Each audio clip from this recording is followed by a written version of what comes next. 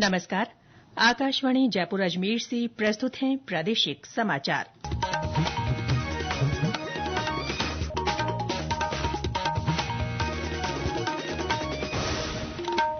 मुख्य समाचार। प्रदेश में राष्ट्रीय खाद्य सुरक्षा पोर्टल के फिर से शुरू होने के बाद से अब तक 28 लाख से ज्यादा नए नाम जोड़े गए। लोकसभा अध्यक्ष ओम बिरला कोटा बूंदी संसदीय क्षेत्र के दौरे पर आज कोटा में तिरंगा यात्रा में भाग लेंगे। राष्ट्रीय डेंगू दिवस पर प्रदेश भर में विभिन्न जागरूकता गतिविधियां हो रही हैं और राज्य में गर्मी का असर और बढ़ा। पश्चिमी इलाकों में तापमान 44 डिग्री से ज्यादा।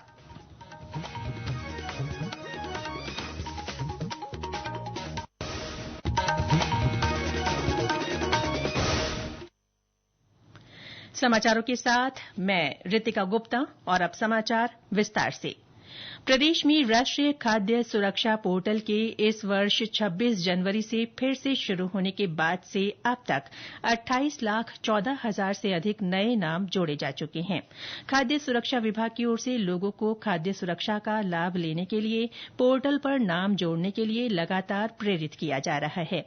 इसमें नाम जुड़वाने के लिए हर लाभार्थी द्वारा ई-केवाईसी करवाई जाना अनिवार्य है। नाम जुड़ने की तारीख से 3 माह की अवधि में ई-केवाईसी करवाई जा सकती है। ऐसा नहीं करवाने की स्थिति में 3 महीने पूरे होते ही लाभार्थी का नाम खाद्य सुरक्षा सूची से अपने आप हट जाएगा। विभाग की ओर से लाभार्थियों को एसएमएस के माध्यम से ही इसकी सूचना दी जा रही है। ऑपरेशन सिंदूर की सफलता के बाद सशस्त्र बलों के जवानों के सम्मान में प्रदेश में विभिन्न गतिविधियां हो रही हैं। इसी कड़ी में भारतीय जनता पार्टी की ओर से तिरंगा यात्रा निकाली जा रही है। आज शाम कोटा के रामपुरा में तिरंगा यात्रा का आयोजन होगा। लोकसभा अध्यक्ष ओम बिरला भी इसमें भाग लेंगे।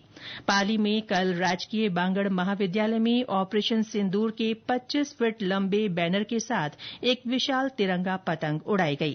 भारतीय सेना के जवानों के सम्मान में पाली रेलवे स्टेशन को भी तिरंगी रोशनी से सजाया गया है। ऑपरेशन सिंदूर की सफलता से आम लोग उत्साहित हैं। बाड़मेर के स्थानीय निवासियों ने अपना उत्साह आकाशवाणी के साथ कुछ यूं साझा किया। ऑपरेशन सिंदूर में हमारे जाबान सेनाओं का पराक्रम देखकर हमें हमारी सेनाओं पर फक्र। तिरंगा रैली भारतीय सेना का मनोबल बढ़ाने के लिए निकाली जा रही है। ऑपरेशन सिंदूर चलाने वाली हमारी भारतीय सेना पर हमें गर्व है। कोटि कोटि देशवासी तीनों सेनाओं के इस साहसिक कार्य से प्रफुल्लित हैं। हम सभी भारतवासियों को भारत की सेना पर गर्व है। ऑपरेशन सिंदूर को देखकर भारतीय जनता का सीना चौड़ा हो गया। दुश्मन हमारे सामने घुटना टेक रहा है। इसी ऑपरेशन सिंदूर के चलाने के बाद सरकार भारत भर में तिरंगा रैली निकाल रही है, जिससे भारतीय सेनाओं का मनोबल बढ़े। लोकसभा अध्यक्ष ओम बिरला 5 दिवसीय प्रवास पर कल शाम कोटा पहुंचे। वे आज सुबह कोटा रेलवे स्टेशन पर शक्तिनगर स्थित कार्यालय पर क्षेत्र के लोगों से संवाद करेंगे। शाम को तिरंगा यात्रा में शिरकत करेंगे। श्री बिरला का कल इटावा खातोली क्षेत्र में करीब 28 करोड़ रुपए की लागत के विकास कार्यों के लोकार्पण और शिलान्यास का कार्यक्रम है। मुख्यमंत्री भजनलाल शर्मा ने कल नई दिल्ली में केंद्रीय जल शक्ति मंत्री सीआर पाटिल से उनके निवास पर शिष्टाचार भेंट की। इस दौरान श्री शर्मा ने प्रदेश की जल संसाधन विकास योजनाओं और सिंचाई परियोजनाओं पर चर्चा की। साथ ही राज्य की पेयजल आपूर्ति व्यवस्था और नदी संरक्षण कार्यक्रमों पर भी विचार विमर्श किया गया। ये समाचार आकाशवाणी जयपुर अजमेर से प्रसारित किए जा रहे हैं।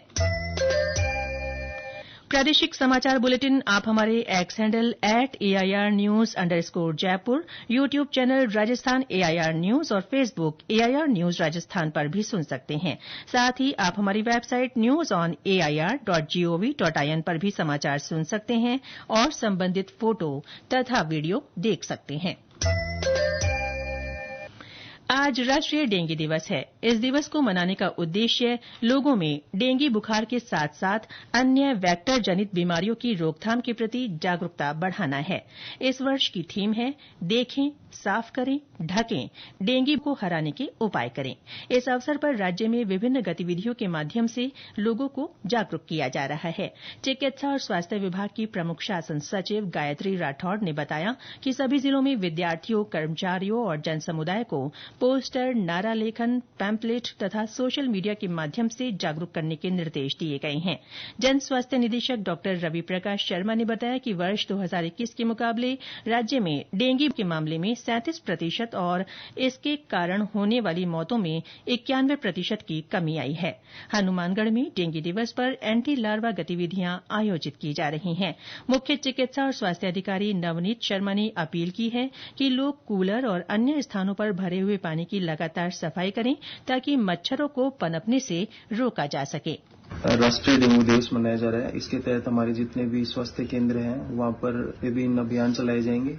इसके तहत हमारे लार्वा प्रदर्शन, मच्छरों को मारने की गतिविधियां और अन्य गतिविधियां की जाएंगी। पूरे जिले में हमारे स्वास्थ्य कर्मी जागरूकता करेंगे। इसके अलावा हमारी स्वास्थ्य विभाग की अपील है कि जो हम रविवार को सूखा दिवस मनाते हैं उसके तहत हर रविवार को अपने कूलर जहां पे भी साफ पानी इकट्ठा है, क्योंकि डेंगू के मच्छर साफ पानी में पनपते हैं, तो जहां भी साफ पानी है उसको 7 दिन से साफ करें। और जो परिंदे लगाए गए हैं, परिंदों के पानी को और जो बाहर पशुओं के लिए खेली बनाई हुई है पानी के लिए, उसको भी साफ करें। चिकित्सा और स्वास्थ्य विभाग ने 719 नर्सिंग ऑफिसर को प्रदेश भर में विभिन्न खाली पदों पर पदस्थापित किया है। विभाग के निदेशक राकेश शर्मा ने बताया कि 8,750 पदों के लिए नर्सिंग ऑफिसर भर्ती की प्रक्रिया को पूरा करते हुए विभाग ने बीते दिनों परिणाम जारी किया था। इससे पहले करीब 7,674 नर्सिंग ऑफिसर्स को नियुक्ति दे दी गई थी। विभिन्न कारणों से जिन अभ्यर्थियों का परिणाम रोका गया था उनमें से 719 और अभ्यर्थियों को विभाग ने कल नियुक्ति देते हुए पदस्थापन कर दिया है। नर्सिंग ऑफिसर भर्ती होने से प्रदेश भर में चिकित्सा सुविधाओं को और मजबूत किया जा सकेगा। इधर राजस्थान पुलिस में कांस्टेबल की 10,000 पदों पर भर्ती के लिए ऑनलाइन आवेदन की तारीख 25 मई कर दी गई है। पहले 17 मई तक आवेदन किए जा सकते थे। प्रदेश में गर्मी का असर लगातार तेज हो रहा है। दिन और रात के तापमान में बढ़ोतरी दर्ज की जा रही है। मौसम विभाग के अनुसार बीते 24 घंटों में 25 शहरों में दिन का पारा 40 डिग्री से ऊपर रिकॉर्ड हुआ। राज्य के पश्चिमी इलाकों में कई स्थानों पर दिन का तापमान 44 डिग्री के पार पहुंच गया। उधर 45.6 डिग्री सेल्सियस के साथ श्रीगंगानगर सबसे गर्म स्थान रहा। ज्येष्ठ माह की शुरुआत के साथ ही गर्मी का असर तेज हो गया है। सुबह से ही सूरज की तेज तपिश और गर्म हवाओं के चलते जनजीवन पर काफी असर पड़ा है। दोपहर के समय सड़कें वीरान होने लगी हैं। गर्म हवाओं का सुबह शुरू होने वाला क्रम देर रात तक बना हुआ है। इसके चलते कूलर भी अब लोगों को गर्मी से राहत नहीं दे पा रहे। इंसान के अलावा पशु भी गर्मी से बचने की जुगत में पेड़ों की छांव में बैठे नजर आते हैं। तेज गर्मी और गर्म हवाओं का आलम यह है कि गत 2 दिनों से लगातार श्रीगंगानगर में प्रदेश का सबसे अधिक तापमान रिकॉर्ड हुआ है। चंद्र शर्मा, आकाशवाणी समाचार, श्रीगंगानगर। मौसम विभाग ने आने वाले 3-4 दिन जोधपुर और बीकानेर संभाग के सीमावर्ती क्षेत्रों में तेज धूल भरी हवाएं चलने और तापमान में 1 से 2 डिग्री की बढ़ोतरी होने की संभावना व्यक्त की है। आज और कल अधिकतम तापमान 44 से 45 डिग्री दर्ज होने और कहीं कहीं लू चलने की आशंका है। राजस्थान मदरसा बोर्ड की ओर से कल प्रदेश भर के मदरसों में गुड टच बैड टच की थीम पर कार्यक्रम आयोजित किए गए। बोर्ड के सचिव चेतन चौहान ने बताया कि इस दौरान पैरा टीचर्स ने सभी विद्यार्थियों को गुड टच और बैड टच के बारे में जानकारी दी। इसके साथ ही स्लोगन, राइटिंग, चित्रकला, पोस्टर मेकिंग और भाषण प्रतियोगिता के माध्यम से भी जागरूक किया गया। उन्होंने बताया कि राजस्थान पुलिस की निर्भया स्क्वाड की ओर से भी इस विषय पर विद्यार्थियों को जानकारी दी गई। प्रधानमंत्री नरेंद्र मोदी 25 मई को आकाशवाणी के मन की बात कार्यक्रम में अपने विचार साझा करेंगे। ये इस मासिक रेडियो कार्यक्रम की 122वीं कड़ी होगी। और अंत में मुख्य समाचार एक बार फिर। प्रदेश में राष्ट्रीय खाद्य सुरक्षा पोर्टल के फिर से शुरू होने के बाद से अब तक 28 लाख से ज्यादा नए नाम जोड़े गए। लोकसभा अध्यक्ष ओम बिरला कोटा बूंदी संसदीय क्षेत्र के दौरे पर आज कोटा में तिरंगा यात्रा में भाग लेंगे। राष्ट्रीय डेंगू दिवस पर आज प्रदेश भर में विभिन्न जागरूकता गतिविधियां हो रही हैं और प्रदेश में गर्मी का असर और बढ़ा। पश्चिमी इलाकों में तापमान 44 डिग्री से ज्यादा।